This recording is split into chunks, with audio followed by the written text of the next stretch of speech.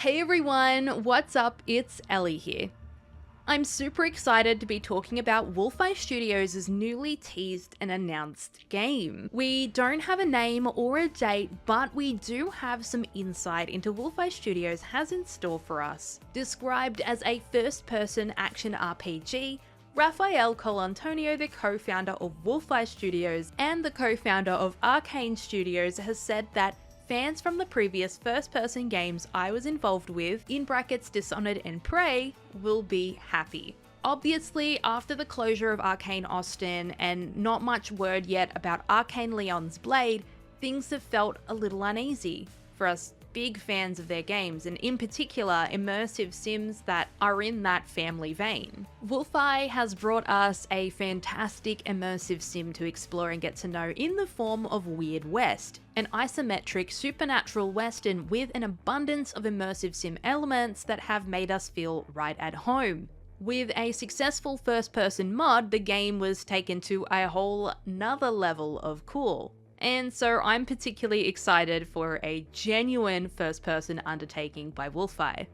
After a series of recent teasers, WolfEye Studios has showcased 3 images that hint at the game's unique setting and style.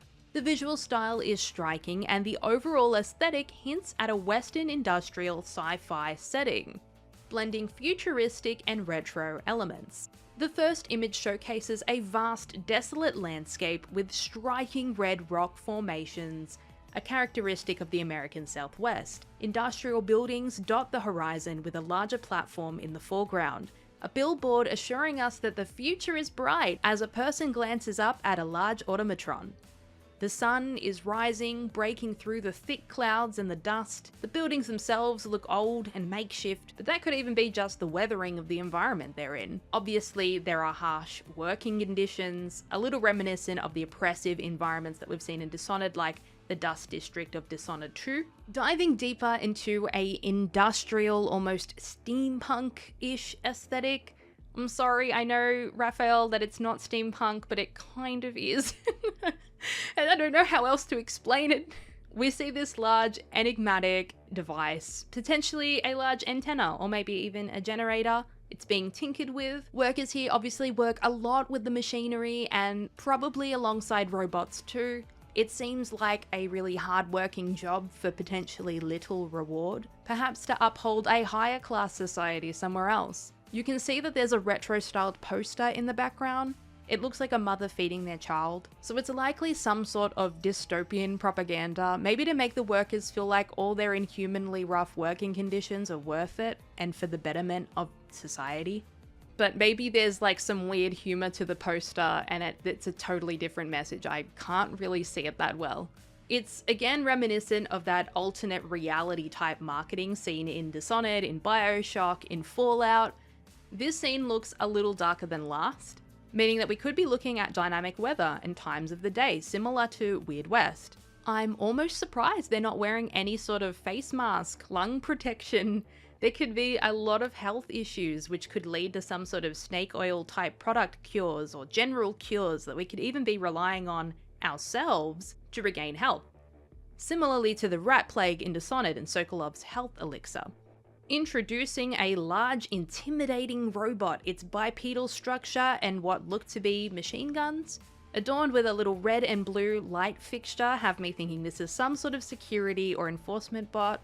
In the background is what looks like a charging station. Perhaps there are only certain times the bot is activated, or there are triggers for it to start patrolling. Lastly, the puddle on the ground tells me we could be playing with the elements just as we did in Weird West, potentially able to temporarily or permanently short-circuit the bots. Or maybe it's oil, I can't really tell, and we could throw some dynamite at it and make a big explosion. Again, that freedom of pathway, the combat style, that option to potentially even be completely stealth. All those things are important to me, at least. I'm sure it's all important to us. There was also an article published by Rock Paper Shotgun where they had a video call with Raphael, and he opened up a little bit more about the game and what we can expect to see. The structure is very freeform, and you can explore whatever you want, but the mobility and the type of gameplay is very reminiscent of games that we've worked on in the past, like Prey or Dishonored. So you have this blend between an RPG, like an open experience where you can go wherever you want and level up, and there's branching, etc. But at the same time, the physicality and the types of gadgets and powers that you've seen in games from Arcane before. So if you look at the continuum from Dishonored to Prey, and then we imagine how would it be if it was even more open than that, even more RPG than Prey. That was taken from the article, so clearly the goal is to have way more freedom exploring these environments than you would in Prey or Dishonored, and that there's going to be a very heavy focus on that RPG element, branching skills, leveling up. But what really grabbed my attention was that mention of powers and gadgets from Arcane being of high influence to this new game, which I love. I love how we have this bloodline of powers and gadgets that enhance player experience with a major focus on non-linear traversal. They are what give us the power to take on situations completely different to how someone else might. In particular, Raphael mentions that they have this magnetic rope gadget that can attach to surfaces made of metal and allow us to climb across and probably up or down too. But he also brings us back to that supernatural element, describing a power that lets you set a point that allows you to escape from the middle of combat later, which honestly just makes me think of Sombra from Overwatch. But as someone who gets easily overwhelmed when it comes to enemies in combat, that sounds perfect to me. There are also mentions of shotguns, dynamite, protective gear, ways to disable automatrons by sneaking into security rooms, and I really love it. They also spoke a little bit more about the parallel between this game and the games previously worked on from Arcane that focus on playing your way, customizing your playstyle, branching your storylines and consequences, pointing out that those games have always been adjacent to RPGs, but in this game, they're really going to invest in those elements, including